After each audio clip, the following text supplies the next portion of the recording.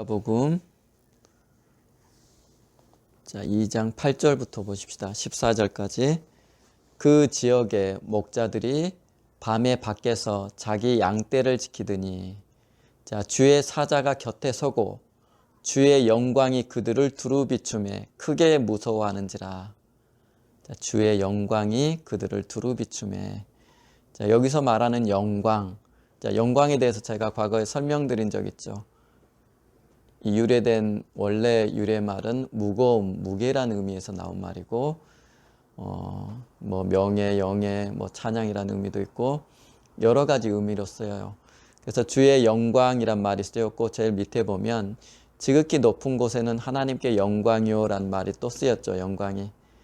그럼 보면 영광이란 말이 두 번 쓰였지만 여기서 의미하는 바는 두 개가 다르다, 이렇게 보실 수 있었어야 돼요.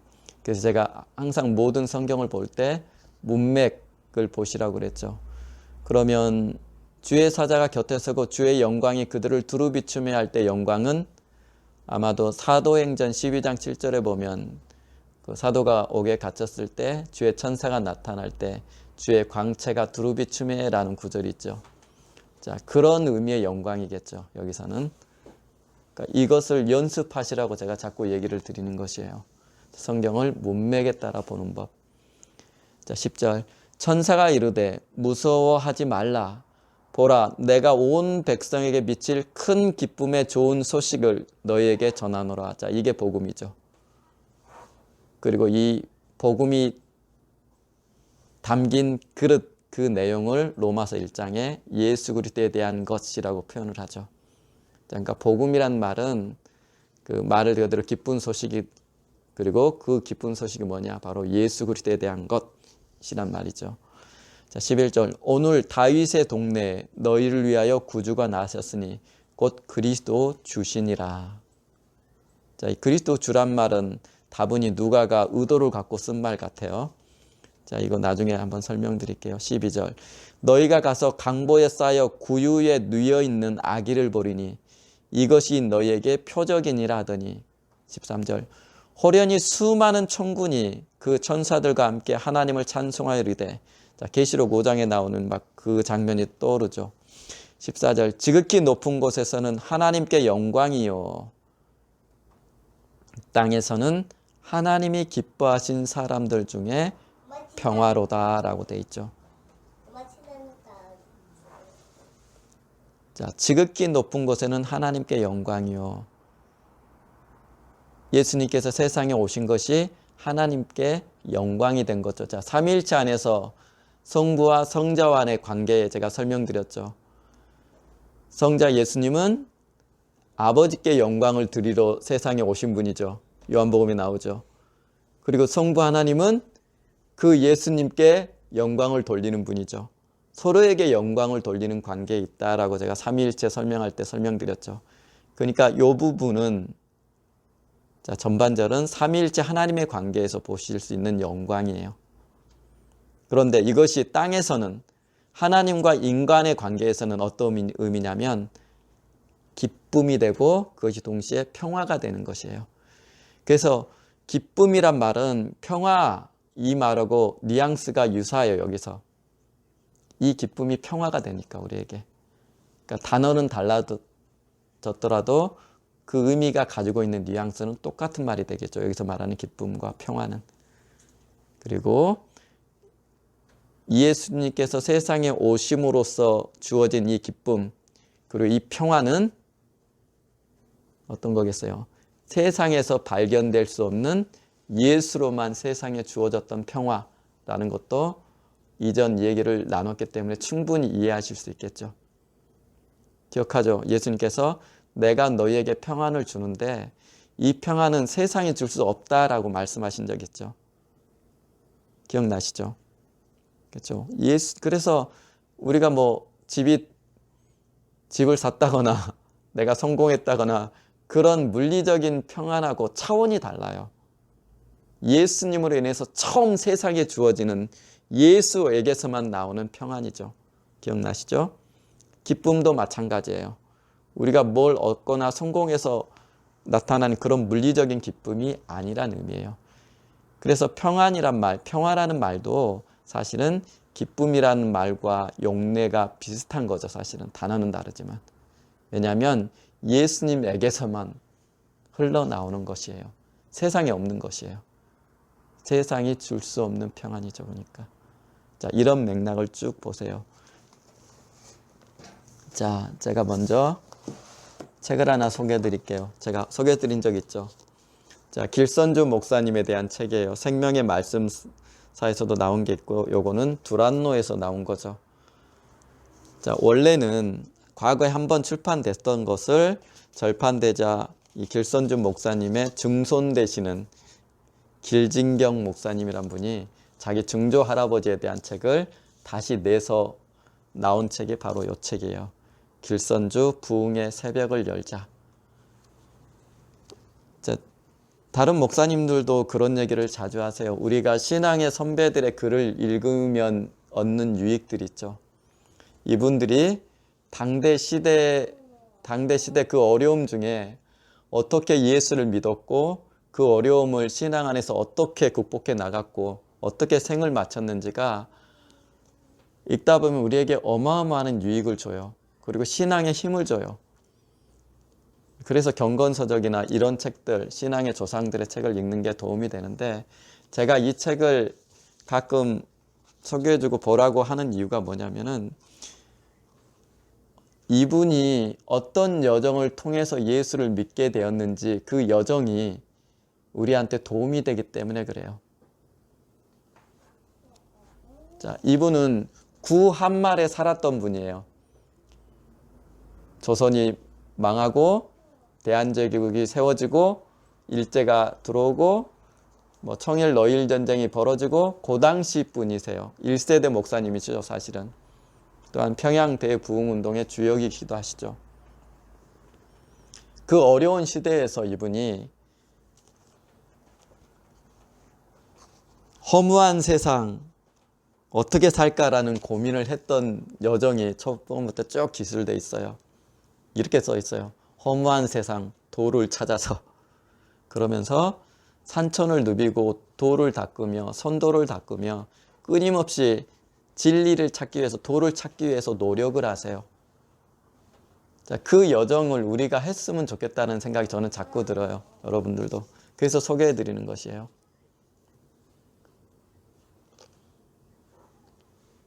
자, 이분이 찾아요. 도대체 진리가 어디 있고 도가 어디 있지라는 여정을 하거든요.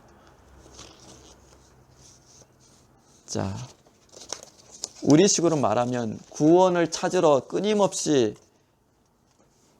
노력했다라는 뜻이에요, 이분이. 도대체 내가 왜 살아야 되지? 나는 무엇을 위해 살아야 되지? 도대체 세상의 궁극적인 진리는 뭐지? 그 어려운 시대상에서 그걸 찾았어요. 자, 제가 여러분한테 질문할게요. 여러분 무엇을 위해 사세요?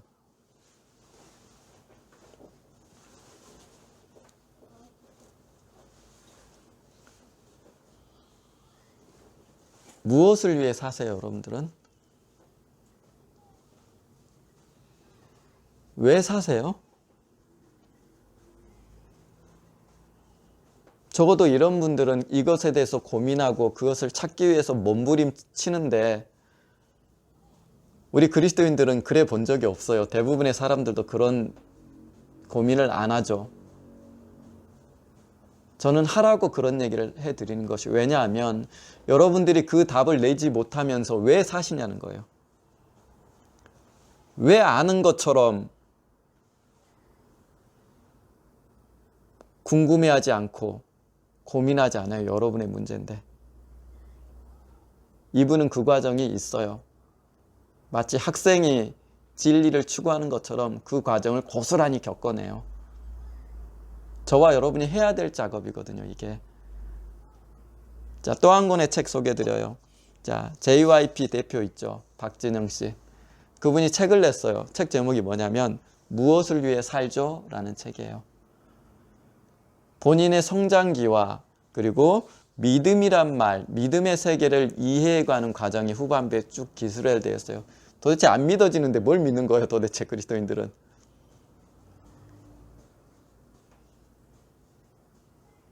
그 책 제목이 무엇을 위해 살아요? 그 고민이 거기에 담겨 있어요.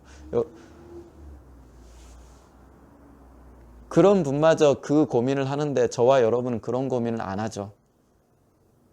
답을 알지도 못하면서. 한번 답해 보세요. 무엇을 위해 살아요? 왜 살아요? 자, 왜 삽니까? 라는 질문에 제가 철학자들도 많이 고민한다 그랬죠. 왜 살아요? 철학자들의 고민이 이거예요. 왜 자살하지 않아요, 여러분들?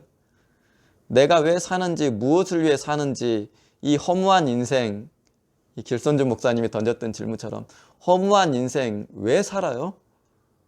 살 이유가 없다면 자살하는 게 맞죠. 인간은 분명히 의미를 찾는 존재인데 그 의미가 없음으로 인해서 사실은 과거 제가 몇 주 전에 얘기했던 것처럼 1조 원대 부자가 스스로 목숨을 끊잖아요. 자, 이제 보편적인 질문 말고 이제 그리스도인으로 답해 봅시다. 그리스도인이라면 이 질문에 답할 수 있어야 돼요. 사실은 우리가 왜 삽니까? 라고 하면 골로새서가 답변해 주죠. 골로새서 1장 13절에 뭐라 그래요? 우리가 그분을 위해서 창조되었기 때문에 예수를 위해 삽니다 라고 답변을 하실 수 있어야 돼요. 우리가 사는 이유예요. 또 하나, 왜 삽니까? 라고 질문한다면 성경적인 답변을 이렇게 할 수 있어요. 우리는 살라고 명령받았고 그러라고 보냄받았기 때문이다 라고 얘기를 해야 돼요. 예수님께서 제자들에게 말씀하시죠. 아버지께서 나를 보내셨듯이 이게 예수님께서 세상에 오신 이유예요. 나도 너희를 보내노라. 우리는 보냄받은 자들이에요, 세상에. 우리 의지로 세상에 태어난 사람 있어요? 없죠. 우리는 태어나진 것이에요. 내가 태어나고 싶어서 세상에 태어난 사람은 아무도 없어요. 나와 보니까 태어나진 거예요. 타이에 의해서. 그래서 철학에서 던져진 자들이라고 표현한 거예요, 우리를. 피투성이라는 말로 표현하죠. 피동이란 말이에요. 그래서 우리는 살아가는 것이 아니에요. 내가 주인이면 살아간다라는 표현을 하지만 내 의지로 세상에 태어난 것이 아니기 때문에 우리는 주어진 삶을 살아내는 것이에요. 왜 살아내야 되냐면 살라고 명령을 받았기 때문에 사는 것이에요. 그게 보냄받은 자의 의미예요. 살라라고 명령을 받았기 때문에 그 명령 때문에 살아가는 것이에요. 살아내는 것이에요. 이것을 우리가 생명이라고 하는 거예요. 그래서 우리 강 목사님한테 얘기했지만 우리가 날생자 쓰죠. 맞아요. 소가 짐지고 가는 것이에요. 그게 상형된 게 날생자예요. 그 다음 명령이죠. 명령자. 살라고 명령 받았기 때문에 우리에게 주어진 이 인생의 시간을 살아내는 것이에요. 그렇게 하라고 우리가 보냄을 받았어요. 누구를 위해 살아내라고? 그분을 위해서 살아내라고. 그게 생명이라는 의미예요. 살라는 명령 때문에 우리는 살아야 되는 것이에요. 그러라고 보냄을 받았고 그리고 그 이유는 창조의 목적 대신 예수를 위해 살라고 보냄받은 것이에요. 그래서 그분을 붙들고 살아내는 것이에요. 이렇게 우리가 답변을 해야 돼요. 우리는 살아내는 것이에요.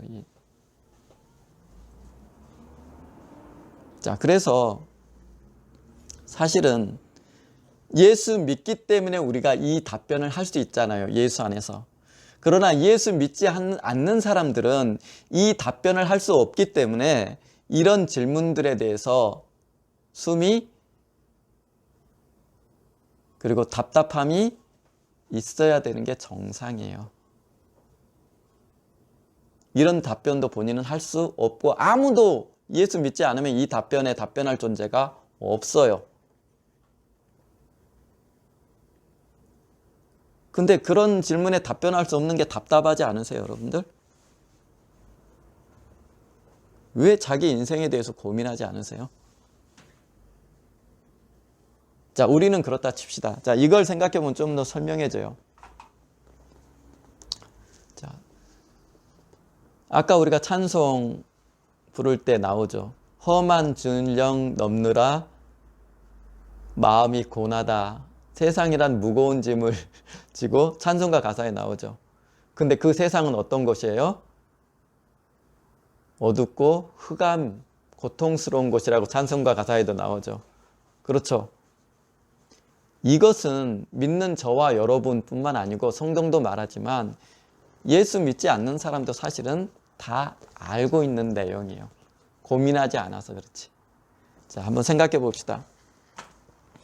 자, 성경이 말하는, 칠판 보시면 알겠지만 성경이 말하는 인간의 처지를 성경은 이렇게 표현해요. 자, 끝허리가, 끝부분이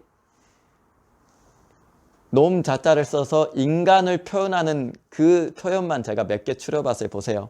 인간의 처지를, 이 험한 세상에 던져진 인간의 처지를 성경이 이렇게 표현해요. 자, 하나님을 떠난 인간을 제일 먼저 표현하는 말이 뭐냐면, 보세요. 유리하는 자예요. 제가 설명드린 적 있죠. 창세기에 나오죠. 너는 유리하는 자가 될지라 라고 얘기죠. 뭐예요? 삶의 이유를 모르고 무엇을 위해 살아야 되는지 모르고 왜 살아야 되는지 모르는 그런 자들을 뭐라 그래요? 유리하는 자라고 얘기를 하죠. 이 표현을 예수님이 지금 개역 개정판에는 번역을 바꿨더라고요. 옛날 개역 한글판에는 목자 없는 양같이 유리하며 기진함이라 라면서 유리하는 자라는 표현을 썼어요. 그때는. 지금은 다른 번역을 달리했더라고요. 예수님도 그렇게 얘기하죠. 목자 없는 양같이 유리하다. 이게 인간의 처지예요. 그래서 답변을 못하는 거예요. 여러분들이. 그러니 인생에 의미가 없으니 스스로 목숨을 끊어도 누가 뭐라 할 말이 없어요. 왜 살아요? 힘든 세상을. 이게 성경이 말하는 유리하는 자, 놈 자체를 써서 사람을 표현하고 있죠. 이게 맨 처음 인간의 처지를 묘사하는 말이에요. 성경이. 두 번째가 뭐예요? 수고하고 무거운 짐짐자들아 다 내게로 오라 내가 너희를 쉬게 하리라 라고 신약에 나오죠. 예수님 말씀하시죠. 수고하고 무거운 짐진 자예요. 자, 서우자 생각나죠? 아까 말씀 나눴던.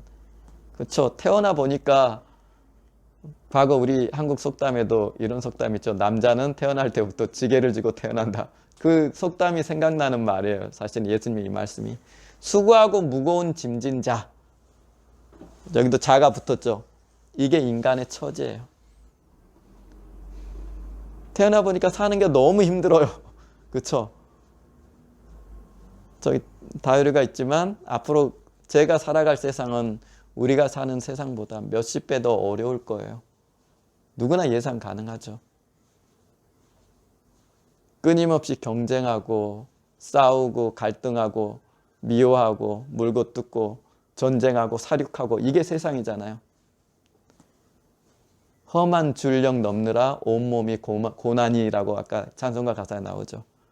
이거예요. 물론 수고하고 무거운 짐짐자는 예수님께서 직접 누가복음에 다른 이 장면을 다룬 데 보면 율법이라고 표현을 하죠. 율법의 짐을 지고 있고. 근데 동시에 율법은 죄와 같은 말로 쓰인다고 그랬죠. 제가. 왜 그런지 설명드린 적 있죠. 율법은 죄를 밝혀주고 죄는 율법의 전제 아래서 죄가 규정되기 때문에 율법은 죄와 서로 상반되는 말 같지만 사실상 같은 의미예요. 이 아이러니에 대해서 제가 설명드린 적 있죠. 그래서 법이 없으면 죄가 죽은 것이라 라는 말 로마서에 하죠. 그게 이 말이에요. 자, 수고하고 무거운 짐진 자, 이게 인간이에요. 그 다음 뭐가 있어요? 자, 히브리서 2장 15절에 나오죠. 죽기를 무서워하고 일생에 매어 종노릇하는 자를 놓아주려 하심이니 그러려고 예수님이 오셨다라는 것이에요. 죽기를 무서워하고 일생에 매어 종노릇. 누구한테요? 그 위에 마귀라고 돼 있어요. 마귀한테. 근데 마귀는 뭘로 그럼 위협한다는 거 인간을? 그렇죠. 죽음. 로마서에도 나오죠. 죄의 통치 방식 사망. 사망이 왕노릇했다라고 나오죠. 그렇죠. 죄는 그래서 마귀와 같은 의미로 쓰인다고 그랬죠. 기본적으로. 마귀가 여러분을 위험해서 자기의 종으로 부릴 수 있는 그 방식이 뭐냐면은 사망, 너 이거 안 하면 죽어, 이거예요. 너 지금 돈 안 벌면 죽을 수도 있어. 너 저 아파트 살려고 더 수고하지 않으면 너 미래 보장이 없어. 네 안녕이란 없어. 이런 식으로 죽음이라는 것을 무기로 마귀가 자기 동으로 부려먹는다라는 뜻이에요. 죽기를 무서워해요.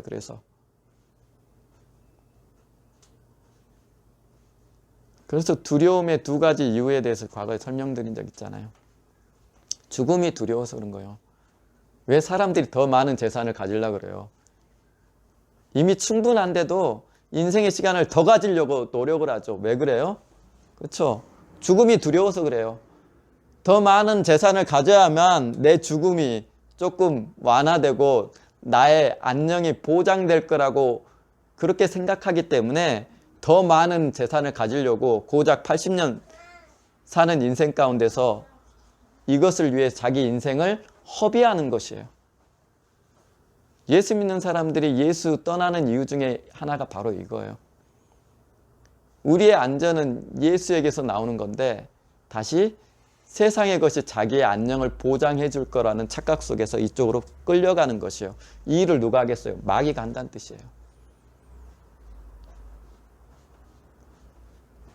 그래서 돈, 재물, 부를 극복하지 못하면 여러분들 진짜 영혼 지키기 힘들어요. 성경이 그냥 부자가 천국 들어가기가 어렵다라고 한 얘기가 아니에요. 제가 이미 돈에 대해서 설명드렸어요. 어떤 책을 봐야 될지도 설명드렸어요. 그래서 우리 신앙의 조상들이 지갑의 회심에 대해서 얘기했던 이유가 바로 그거예요.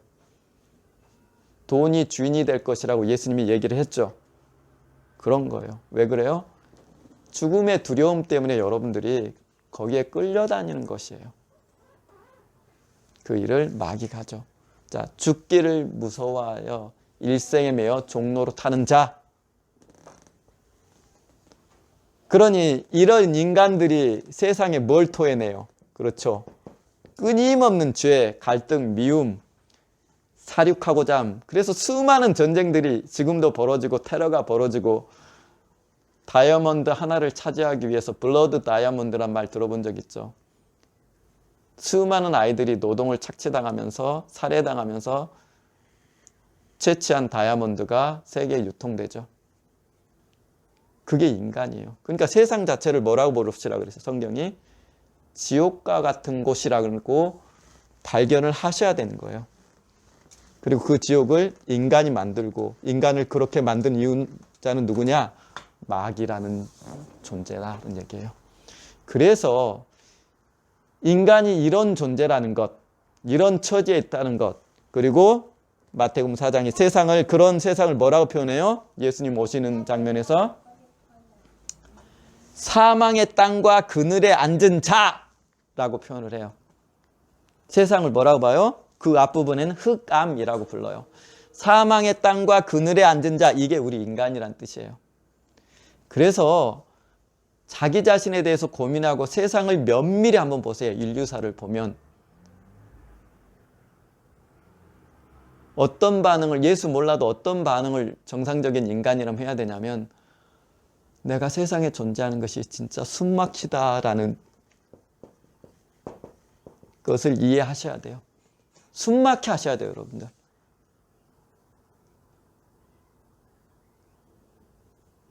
세상은 내가 숨 쉴 수 있는 곳이 아니구나.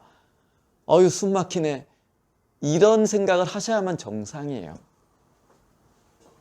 세상을 천국으로 바라보지 않아야 정상이에요. 세상은 고통이구나 라고 보셔야 정상이란 얘기예요. 세상은 고통이 가득하구나, 슬픔이 가득하구나, 그래야 정상이란 얘기예요. 부모가 어떻게 자식을 죽여요? 죽이죠.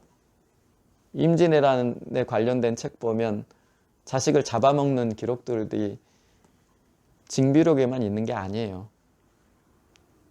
인간은 그러고 살아요. 그러니까 세상이 지옥과 같은 거예요. 그래서 이걸 보면 숨막혀 하셔야 돼요, 여러분들. 아, 세상은 이런 곳이구나. 숨막혀 하셔야 된다고요.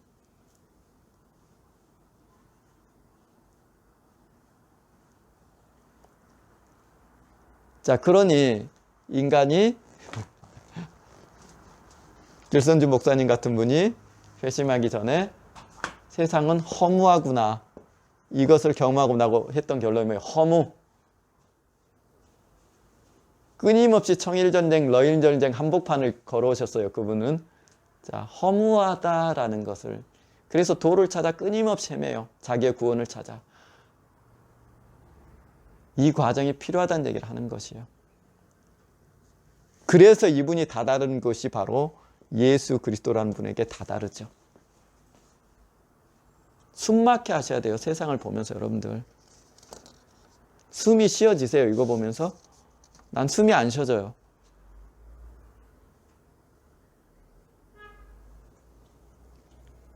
자기 자식을 죽인 부모들 소식이 하루가 멀다 하고 들려오죠, 요즘.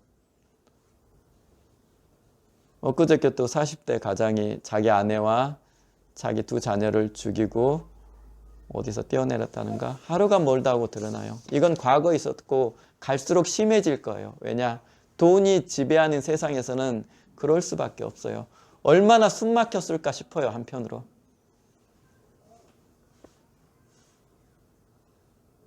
자, 제가 이 얘기를 왜 하느냐면, 자, 보세요. 이 질문이에요. 여러분에게 묻는 질문이에요.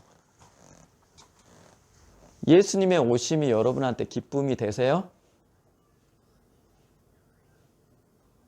성탄이나 연인들이 즐거워하고 그런 거 말고요. 예수님의 오심이 진짜 기쁨이 되시냐고 제가 묻는 거예요. 어떤 사람에게 기쁨이 될 것 같으세요? 나 돈 많아. 아유, 아쉬울 거 없어. 무슨 교회는 무슨, 세상은 앞으로도 영원할 거야. 자연이 다 망가지고 그래도 나는 상관없어. 정말 기쁨이 되시냐고 제가 묻는 것이에요. 예수 오심이 기쁨이 되세요? 어떤 사람한테 기쁨이 될 것 같으세요, 그러면? 숨막혀 하는 사람한테. 숨막혀 하는 사람, 세상에 구원이 없구나, 세상은 허무하구나, 의미가 없구나, 내 의미를 찾는, 인간은 의미를 찾는 존재거든요, 뭐든지. 의미가 없는 곳이구나. 아, 이 사망의 몸에서 누가 나를 구원해 주랴 라고 숨막혀 하는 사람한테 예수의 소식이 기쁨이 돼요. 반면 아유, 나 이만큼 재물 있고 지위도 있어, 아쉬울 거 없어, 무슨 교회는 무슨, 예수는 무슨, 좋은데. 그렇죠. 세상과 짝하며 살아가는 사람한테는 아무 의미가 없어요. 왜? 간절할 일이 없거든요.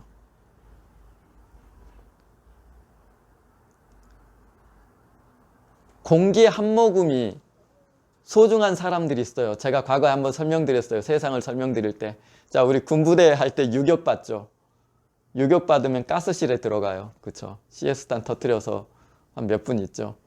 그럼 어떤 일이 벌어지냐면, 이게 가스탄이 터뜨리는 창고예요. 어떤 일이 벌어질게요? 제가 경험했던 거는 이랬어요. 자, 한 2층, 3층 높이의 창문들이 있어요. 그러니까 현관문은 조교가 잠그죠. 안에서 본인만 마스크를 쓰고, 가스 마스크를 쓰고 멀쩡히 있고, 나머지 이 안에서 터트리죠. 게다가 노래까지 부르죠. 그 안에서 마음껏 마시라고. 그럼 어떤 일이 벌어져요? 숨이 안 쉬어지니까 어떤 일이 벌어지냐면 조교를 취업해요. 그런 애들이 있어요. 그리고 숨 쉬기 위해서 이 문 앞으로 달려 들어가서 문을 열려고 발버둥 치는 애들이 있고, 어떤 애들이 또 있냐면 이 높은 창문까지 점프해서 창문에 매달리는 애들이 있어요. 왜 그래요? 숨 쉬려고. 숨이 안 쉬어져요. 그 가스를 흡입하면 숨이 안 쉬어져요. 그래서 맑은 공기 한 모금을 찾아서 이 안이 난리가 나요. 요즘은 모르겠어요. 우리 때는 그랬어요. 이게 세상이고, 세상이 이런 곳이라는 것을 아는 사람에게는 밖에 있는 공기 한 모금이 의미가 다르죠. 이들에게 있어서 공기 한 모금이 복음이 되죠. 이 상황에 있는 사람들한테. 예수님이 세상에 오신 것, 이것이 기쁜 소식이 된 사람들은 어떤 사람들이냐면 바로 이와 같은 환경에 처한 사람들이겠죠. 당연히. 그들에게만 예수님이 나의 안녕을 보장해 주는 사람이 돼요. 그렇지 않고 이 조교처럼 혼자 방독면 쓰고 있는 사람은 예수의 오심이 기쁘지 않아요. 왜? 난 살만하거든요. 자, 세상은 이런 곳이에요. 이 가스실 같은 곳. 그런 곳임을 이해한 사람만이 예수님의 오심이 기쁜 소식이 돼요. 그래서 잘 보세요. 제가 어떤 영화 보니까 정말 가난한 사람들이 왜 예수를 잘 영접할 것 같으세요? 세상에 소망이 없어요. 그렇죠? 근데 예수의 복음은 뭐예요? 그렇죠. 천국의 소망을 주고,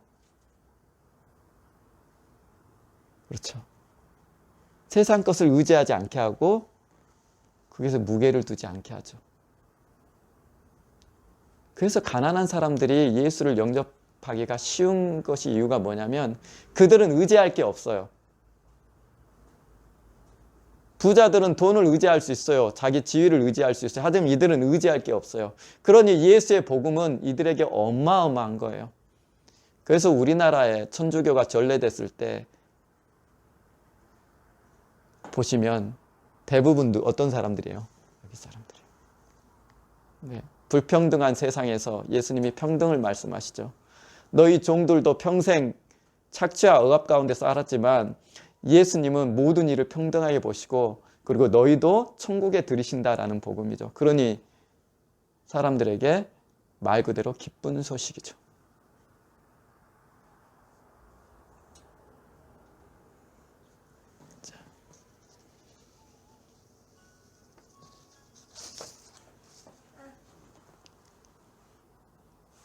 제가 그래서 공부하라는 얘기를 자주 하죠. 학생으로 살란 얘기.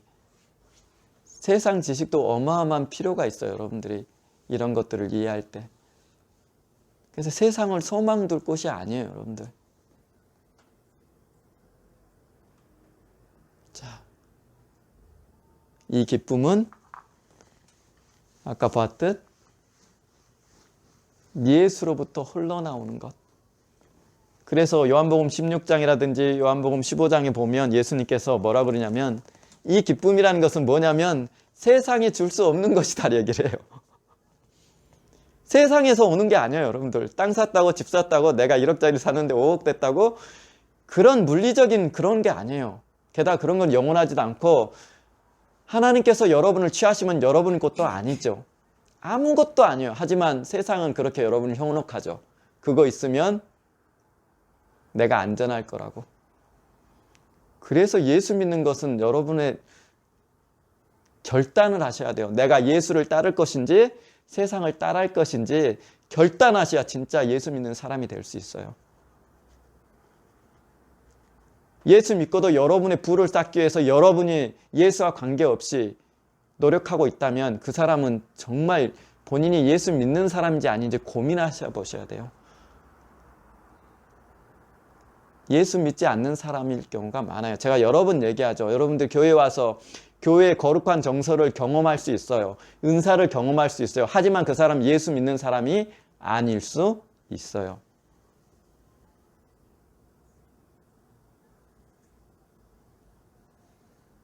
여러분이 바싹 깨어지지 않으면 결코 예수 믿을 수 없어요. 성경 보세요. 여러분 생각처럼 그렇게 만만하게 예수 믿는 사람 한 사람이라도 보셨어요? 본 적 없죠? 사도들이 그렇게 예수 믿던가요? 아니요. 모든 것을 보시고 그분을 따르죠. 너는 나를 따르라 하신 대로 그렇게 따랐어요. 그게 예수 믿는 거예요. 양다리 그런 거 없어요, 여러분들. 자, 세상이 빼앗을 수 없을 것이다. 내가 준 기쁨을 하고 예수님이 얘기하신다니까요. 세상이 빼앗을 수 없는 것, 다시 말해서 이 기쁨은 어디 임해요? 우리 안에 임한 거예요. 우리 외부적인 게 아니란 얘기예요. 우리 안에 예수님이 오심으로 우리 안에 오신 예수님으로부터 흘러나기 때문에 내 외부적인 환경하고 아무 관련이 없어요. 그래서 감옥에 가서도 찬송을 하는 거예요, 바울이. 이게 기독교 신앙이에요. 예수 믿는다는 핍박 가운데서 내 재산이 다 몰수당하고 내 가족까지 다 싸그리 죽임당해도 그래도 나는 그리스도인입니다라고 목배임을 당하고 죽는 게 기독교 신앙이란 뜻이에요. 왜? 그 기쁨은 어디서 흘러나와요? 우리 안에 오신 예수님에게서 흘러나오는 것이요. 그래서 우리 내면적인 것이지 외부 환경하고 아무 관련이 없어요. 그래서 이런 것들이 얼핏 보면 이해가 안 가죠. 사도 바울이 얘기하잖아요. 고린도후서에 모든 환난 가운데서 위로가 가득하고 기쁨이 넘친대요. 어떻게 기쁨이 넘쳐요? 환난 가운데. 그리고 너희가 연보할 때 똑같은 얘기하죠. 고린도후서에 넘치는 기쁨과 극심한 가난 이 말이 돼요? 극심한 가난 가운데 연보를 하는데 그런데 너희들이 그 동기가 뭐예요? 넘치는 기쁨 때문이란 얘기 하잖아요. 얼핏 보면 이해가 안 가죠. 그렇죠. 기쁨은 세상이 빼앗을 수 없어요. 왜요? 우리 안에 오신 예수님에게서 흘러나오는 게 아까 말했던 평안하고 똑같죠. 그래서 평안도 세상이 줄 수 없는 것이다 라고 얘기하죠. 그러니까 세상에 없는 거예요. 이런 것들은.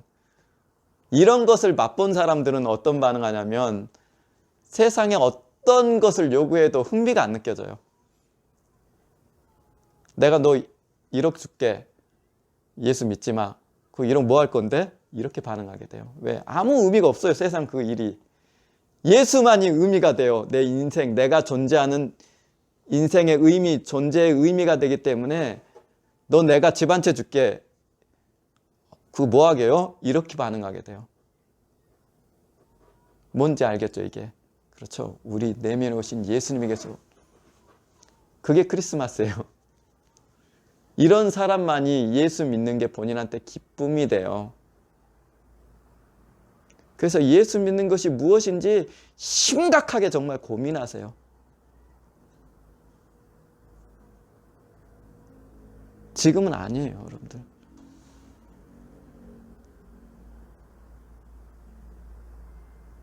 누구 하나 지금처럼 헐렁하게 예수 믿는 사람 본 적이 있냐고요. 지금 내가 길선주 목사님도 얘기했지만 우리 신앙의 조상들 중에 그렇게 헐렁하게 양다리 걸치면서 신앙한 사람 본 적이 없어요. 저는 많은 책을 읽었어도. 그렇죠. 예수님은 주인이었어요. 우리 분. 그래서 모든 것을 요구할 권리가 있어요. 그리고 그것이 믿는 것이에요.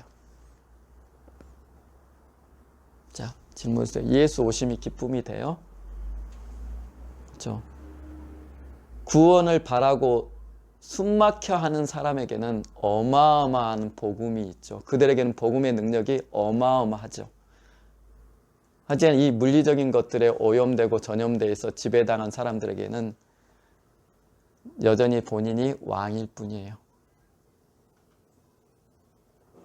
근데 우리의 출생이 우리 의지로 되지 않았듯 우리의 죽음도 우리의 의지로 되지 않죠. 이 말은 무슨 얘기냐면 애초에 우리는 우리의 주인이 아니란 얘기예요.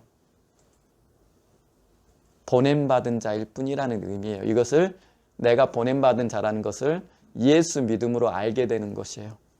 누구를 위해서? 예수를 위해서.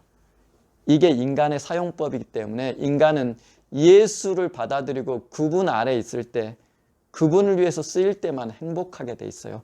그래서 세상 살면서 나는 행복해 하는 거는 여러분들이 여전히 육체의 사람으로 사는 것이에요.